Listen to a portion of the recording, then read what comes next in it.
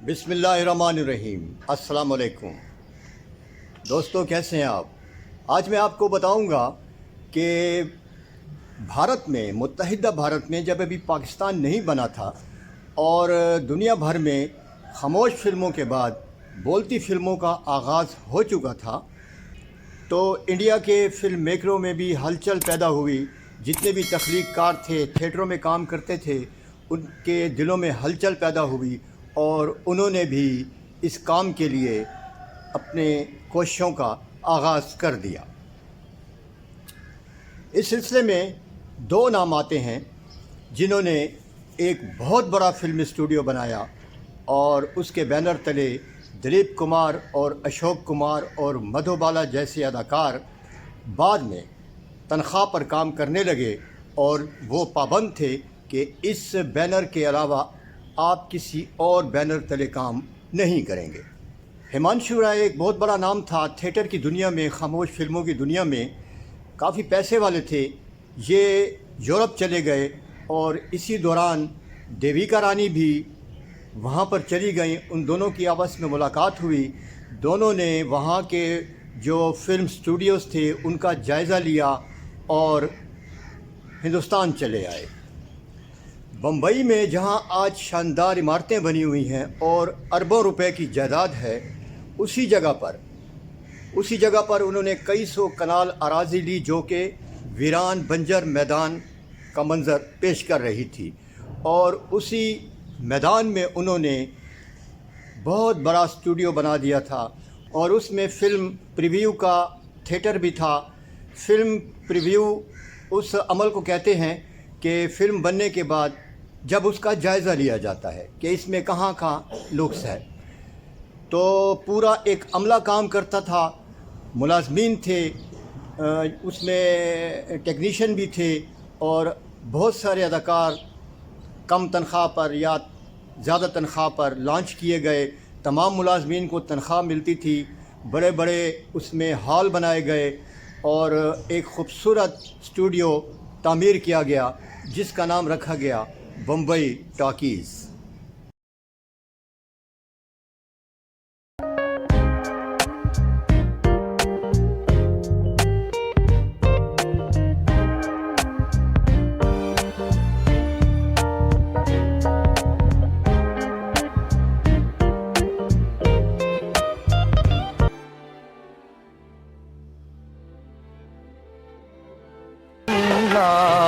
कौन करे।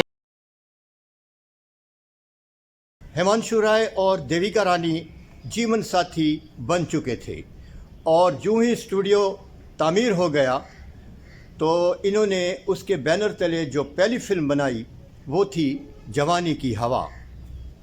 लेकिन इस फिल्म को ज़्यादा पजीराई न मिल सकी और ये दोनों मिलकर इन्होंने एक फाइनेंसर ढूंढा, उसको अपने स्टूडियो में जगह दी और उस फाइनेंसर का काम था कि वो पैसा वो लगाता था, फिल्म इन्होंने बनानी थी।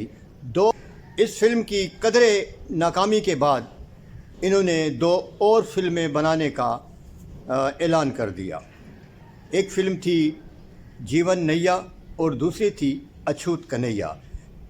इस दौरान हिमांशु राय और देविका रानी जीवन साथी बन चुके थे, लेकिन जवानी की हवा के दौरान या उसके बाद एक और वाक़या हुआ।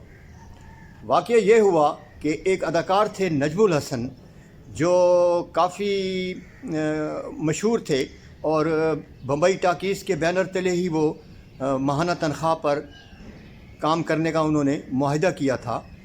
देविका रानी नजमुल हसन की मोहब्बत में गिरफ़्तार हो गई और एक आम लड़की की तरह उन्होंने घर छोड़ दिया और कोई पता ना चला कि देविका रानी कहाँ गई हैं। बड़ी मुश्किल से उनको वापस लाया गया और वो नजमुल हसन के इश्क को छोड़कर दोबारा हिमांशु राय के पास चली गई। जीवन नैया और अछूत कन्हैया। अब इसके लिए हीरो की तलाश थी।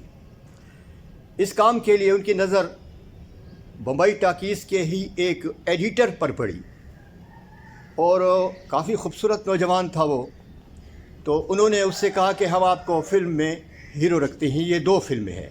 तो उस नौजवान ने इनकार कर दिया कि मैं अदाकारी नहीं जानता, लेकिन हिमांशु राय ने कहा कि अदाकारी हम आपको सिखा देंगे, आपका फेस बिल्कुल वही है जो हम चाहते हैं। इस तरह वो नौजवान राज़ी हो गया और इन 2 फिल्मों के बाद उस नौजवान ने ऐसी शानदार फिल्में दी बतौर हीरो कि उसका नाम इंडिया की फ़िल्मी तारीख़ में हमेशा ज़िंदा रहेगा, और वो थे दादा भाई अशोक कुमार।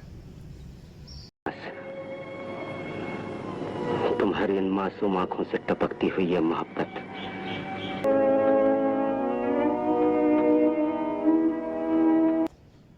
इसी दौरान 1940 में हिमांशु राय अचानक इंतकाल कर गए। हिमांशु राय के चले जाने के बाद बम्बई के इस स्टूडियो यानी बम्बई टाकीज़ की मलकियत पर सवाल खड़े हो गए। देविका रानी अकेली इन सब सवालात का जवाब नहीं दे सकती थी, ना ही वो अकेली इन सब से लड़ सकती थी। अशोक कुमार ने अपना एक ग्रुप बना लिया और उस ग्रुप ने गोया बगावत कर दी और उन्होंने बम्बई में ही एक जगह पर एक अपना अलग से स्टूडियो बनाया जिसका नाम था फिल्मिस्तान स्टूडियो।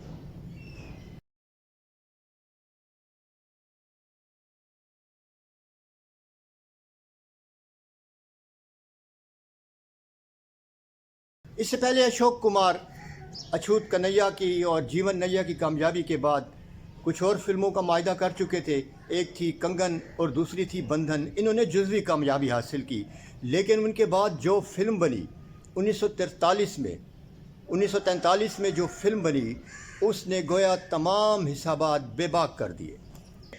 उस ज़माने में उस फिल्म ने 1 करोड़ का बिज़नेस किया। ज़रा अंदाज़ा कीजिए कि 1943 में 1 करोड़ की क्या हैसियत होगी। मेरे ख़्याल में जब सोना शायद 100 रुपये या 150 रुपये तोला था। लेकिन पैसा आ जाने से दिलों में भी दरार पड़ गई और अशोक कुमार ने दीगर जो टेक्नीशियन थे जो बम्बई टाकीज़ की ज़रूरत थे उन्होंने बगावत कर दी। देविका रानी अकेली रह गई और इन 3-4 लोगों ने मिलकर जिसके सरबराह थे अशोक कुमार, एक नया स्टूडियो बनाया बम्बई में ही जिसका नाम रखा फिल्मिस्तान स्टूडियो। बम्बई टॉकीज़ में फूट पड़ने पर देविका रानी बहुत सख्त परेशान थी। वो अकेली सारा ये स्टूडियो नहीं चला सकती थी, लेकिन उन्होंने हिम्मत नहीं हारी और उन्होंने एक नए नौजवान को लेकर एक फ़िल्म का आगाज़ किया।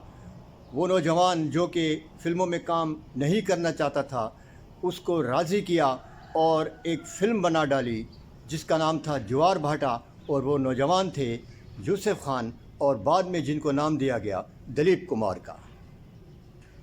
ज्वार भाटा तो ख़ास न चल सकी, लेकिन दिलीप कुमार इन हो गए और उसी दिलीप कुमार को लेकर बम्बई टॉकीज़ में ही अशोक कुमार ने एक फ़िल्म बनाई। चूँकि उनके बम्बई टॉकीज़ से जज्बात भी जुड़े हुए थे, उन्होंने काम का आगाज़ भी वही किया था। उन्होंने बम्बई टॉकीज़ को मुकम्मल तौर पर नहीं छोड़ा और दिलीप कुमार को लेकर एक फ़िल्म बनाई जिसका नाम था मिलन। फ़िल्म बहुत कामयाब रही। देविका रानी अब हिम्मत हार चुकी थी। उन्होंने बम्बई टॉकीज़ को छोड़ने का फ़ैसला कर लिया। उसके शेयर औने पौने दामों बेचे और एक रशियन मुसव्विर के साथ शादी करके मंजर से गायब हो गई। फिल्मिस्तान स्टूडियो के आ जाने से बम्बई टॉकीज़ की रौनकें मान पड़ने लगी और इस स्टूडियो के बैनर तले जो आखिरी फ़िल्म बनी वो थी बादबान, जो कि 1953 में रिलीज़ हुई और उसके बाद बम्बई टॉकीज़ का दरवाज़ा हमेशा के लिए बंद हो गया। आज बम्बई के मज़ाफ़ात में बम्बई टॉकीज़ इंडिया का पहला फिल्मी स्टूडियो जो बहुत शानदार था, ज़रा जाकर देखें, वहाँ वो खंडरात का मंज़र पेश कर रहा है। रहे नाम अल्लाह का। और हम लोग अपने तई इमारतें बनाते हैं, अपनी ज़िंदगी को पुरतायुश बनाने की कोशिश करते हैं, लेकिन आखिरी फ़ैसला उसी ज़ाते बाबरकत का होता है कि निज़ाम तो मेरा ही चलेगा।